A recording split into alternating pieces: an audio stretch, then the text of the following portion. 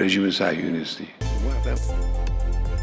যুক্তরাষ্ট্র ইসরায়েলের যৌথ হামলা ইরানের সর্বোচ্চ নেতা আয়াতুল্লাহ আলী খামেনি নিহত হয়েছেন। রোববার ভোরে খামেনির মৃত্যুর খবর নিশ্চিত করেছে ইরানের রাষ্ট্রীয় সংবাদ সংস্থা ইসলামী রিপাবলিক নিউজ এজেন্সি ইরনা।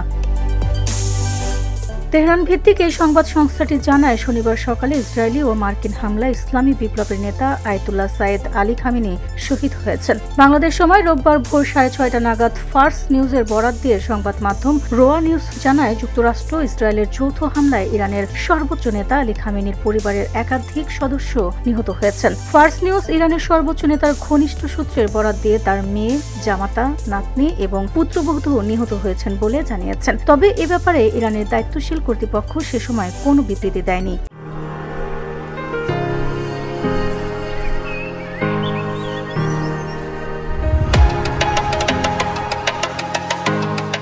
শনিবার হামলা শুরুর কয়েক ঘন্টার মাথায় খামেনির মৃত্যুর কথা জানায় ইসরায়েল। পরে ইরানি পররাষ্ট্রমন্ত্রী আব্বাস আরাঘচি জানান, সর্বোচ্চ নেতা আয়াতুল্লাহ আলী খামেনি জীবিত আছেন এবং ধীরতার সঙ্গে ময়দানে নেতৃত্ব দিচ্ছেন। তবে শেষ পর্যন্ত মার্কিন প্রেসিডেন্ট ডোনাল্ড ট্রাম্পের খামেনিকে হত্যার দাবি সত্যি প্রমাণিত হয় ইরান সংবাদে। খামেনি নিহত হওয়ার বিষয়ে ট্রাম্প এনবিসি নিউজকে বলেন, আমরা মনে করি এটি একটি সঠিক খবর। ইরানের সিনিয়র নেতৃত্বের অধিকাংশ চলে গেছে। যারা সব সিদ্ধান্ত নিতেন তাদের বেশিরভাগই চলে গেছেন।